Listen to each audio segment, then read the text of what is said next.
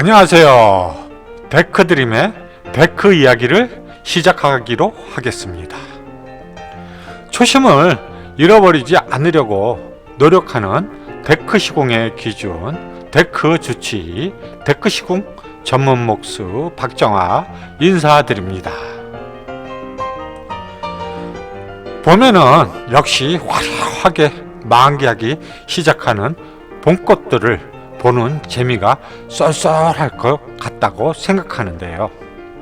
알록달록 봄꽃을 보면서 떠오르는 지인분이 한 번쯤은 있으실 거예요.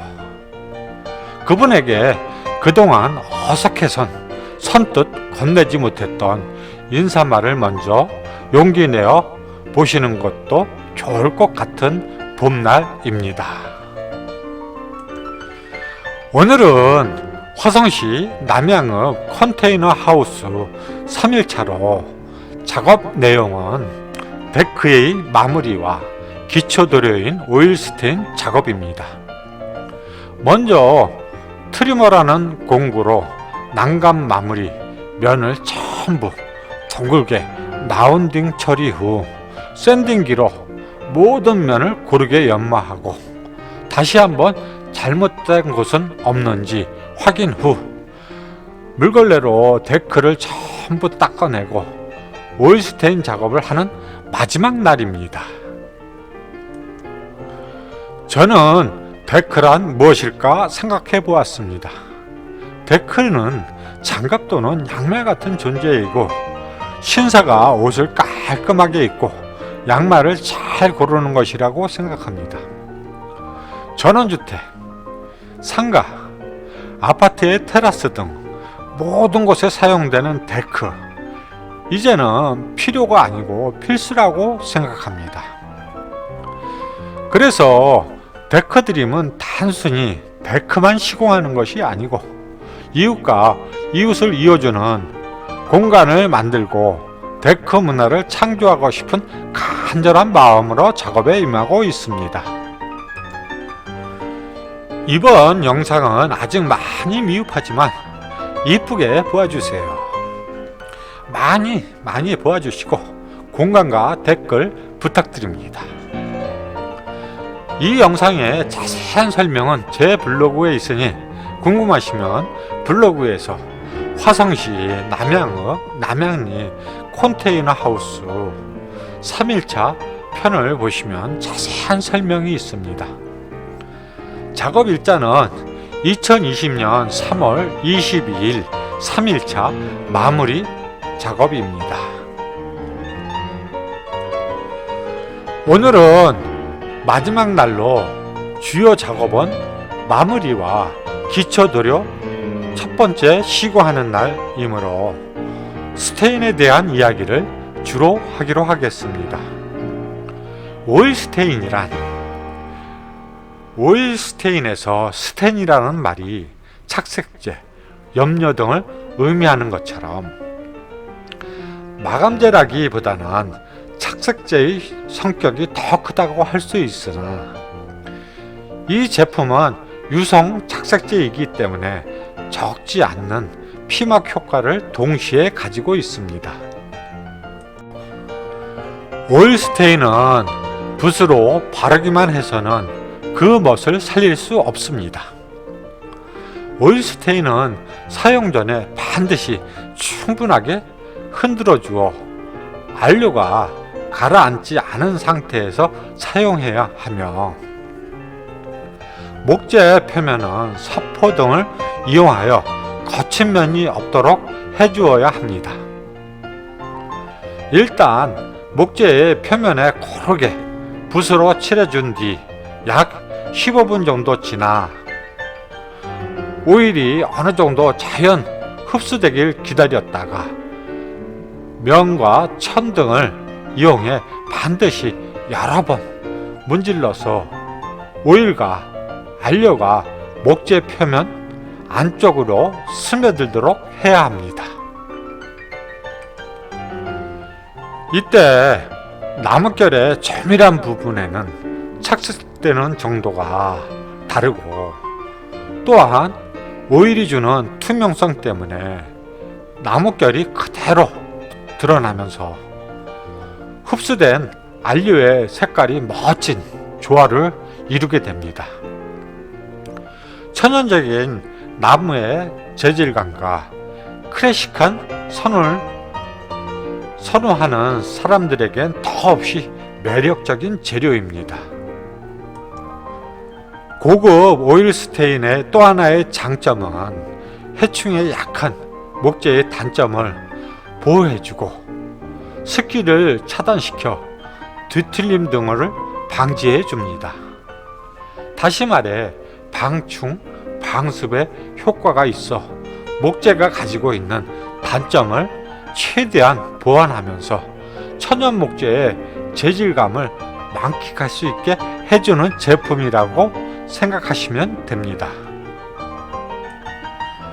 오일스테인의 사용의 적기는 집을 짓고 1년이 지나고 나면 여기저기 손볼 데가 많이 생깁니다. 그 중에서도 가장 눈에 띄는 변화는 바로 목재의 색상입니다. 데크나 사이딩 위로 비나 햇빛을 막는 장치가 없다면 나무는 재색이나 검은색으로 변하게 되고 여기서 먼지와 모래, 이물질까지 끼면 1년밖에 안 된 집이 10년은 더 되어 보입니다. 그렇다고 무턱대고 오일스텐만 덧바르는 것은 현명한 선택이 아닙니다. 전문가에게 오일스테인은 제대로 바르는 법을 의뢰하시는 것이 현명한 선택입니다. 나무의 변색과 오염은 다름 아닌 나무 자체에서 일어나고 있습니다. 대개 사이딩에는 레드파인이나 시더 또는 더글라스 퍼를 사용합니다. 데크는 방부목을 많이 사용하나 요즘은 방비 처리의 해로움이 염려해 남양제인 하드우드인 방킬라이, 멀바우, 말라스, 울린, 이페, 자라목 등도 인기자재가 되었습니다. 이들은 모두 붉은기를 가진 나무들로 탄닌이란 성분을 함유하고 있습니다. 탄닌, 수지 등의 성분은 따로 방부 처리를 하지 않아도 나무가 쉽게 썩지 않고 해충에 공격받지 않도록 하는 기능이 있지만 단점도 있습니다.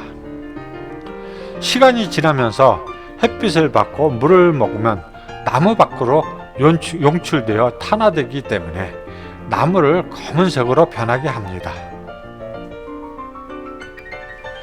나무가 시간이 지나면 색이 변하고 변형이 생기는 것은 피할 수 없는 사실입니다.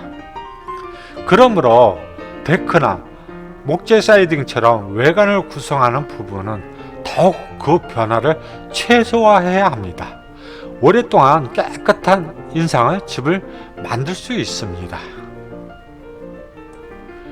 이를 위해 건축주들은 데크와 난간, 목재 사이드 등에 1년에서 2년에 한 번씩 오일스텐을 발라주는 것을 전부 알고 있습니다. 이는 전문 업체를 부르지 않아도 가벼운 페인트 칠처럼 손쉽게 할 수 있는 일이기도 합니다. 그러나 여기서 간과하고 있는 사실이 있습니다.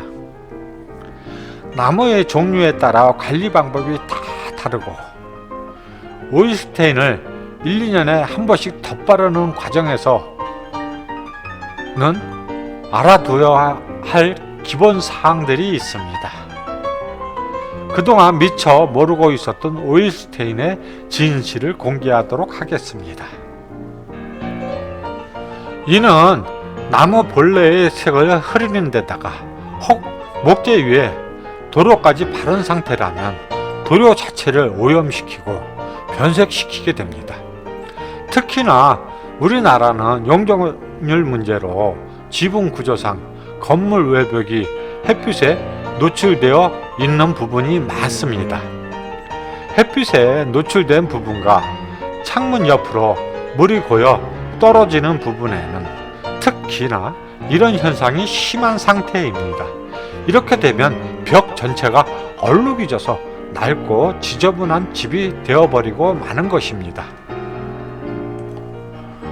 시공 직후엔 기본 도료만 바르고 6개월이나 1년 지나서 오일 스테인을 발라야 합니다.